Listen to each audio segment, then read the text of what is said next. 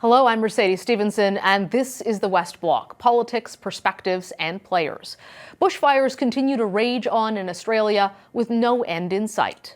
Thousands down under have fled their homes, communities have been destroyed, and animals are perishing in the flames with no relief on the horizon.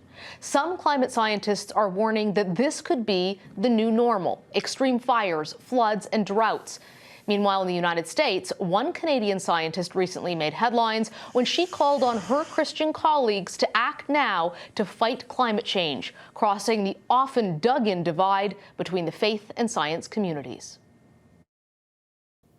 Joining me now from Toronto is Katharine Hayhoe, an atmospheric scientist and professor of political science at Texas Tech University in the United States. Katharine, late last year, you wrote an opinion piece in the Sunday New York Times, and you began by writing, "I'm a climate scientist, I'm also an evangelical Christian, and I'm Canadian." What led you to write that?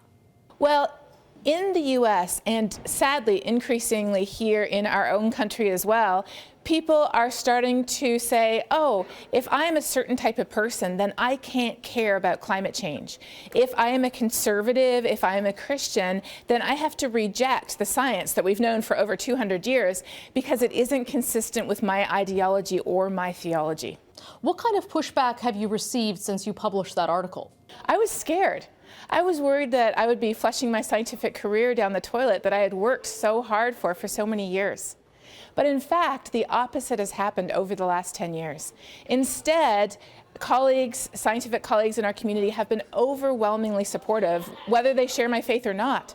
But in contrast, the level of hatred that I get from people who identify themselves as Christians has ratcheted up exponentially. Initially, it was mostly coming from people in the States, but these days I get it, especially on social media, but sometimes even via phone call or letter, from people in Canada, Australia, the UK, and beyond.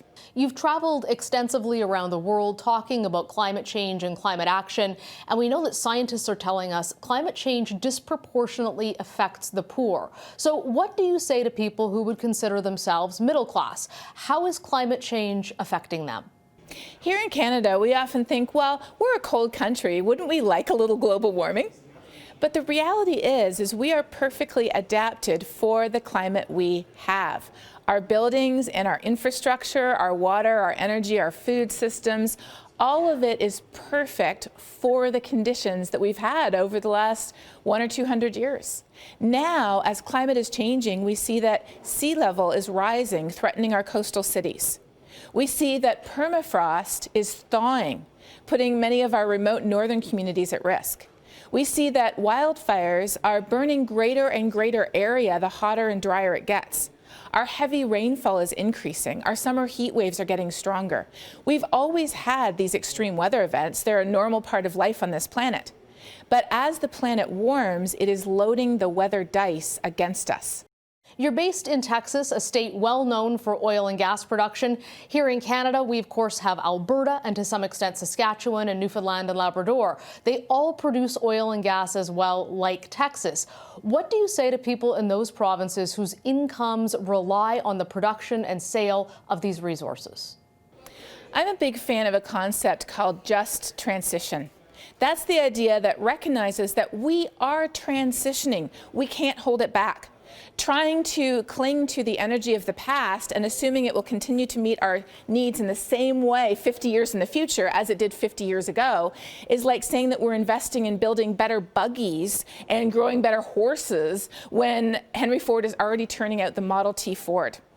Around the world now, over 70% of new energy that's being installed is clean energy, energy that is powered by the wind or the sun or the tides. The world is changing, but those of us who depend on fossil fuels, who have worked hard to support our families in that industry, should not be left behind. So the concept of a just transition is providing opportunities for people to transition not only our sources of energy, but to transition our economy, our jobs, our businesses to the new clean energy economy. Do you think that we are doing enough when it comes to the kind of climate change that you're talking about? Change is scary. And especially when our income and our prosperity depends on the old ways and not the new ways, it's even scarier. But living in Texas as I do, which is the Alberta of the United States, I see that change already happening, and that gives me hope. In Texas, nearly 20% of the electricity produced on the Texas grid comes from the wind and the sun. Finally, let's have a look at what's happening in Australia. We've all been talking about it, seeing it in the headlines these past few weeks. Horrific reports about bushfires, record temperatures. As a climate scientist, what does that say to you? The two most dangerous myths that the largest number of us have bought into are the myths that, first of all, climate change is a distant issue. It only matters to polar bears or to future generations. And on the other side, the solutions present an imminent threat to us, affecting our economy, our way of life, our security.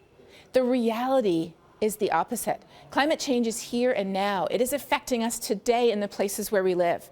It is loading the weather dice against us. And where do we see this more right now than in Australia? Bushfires are a normal part of the ecosystem in Australia. But bushfires this big, this strong, this dangerous? No. Why? Because climate change is loading the dice against us. We see this here in Canada as well. We see it all around the world. The impacts are here and now, but there are solutions. Katharine Hayhoe, thank you for joining us. Thank you for having me. That's all the time we have for today. Thanks for watching. For the West Block, I'm Mercedes Stephenson.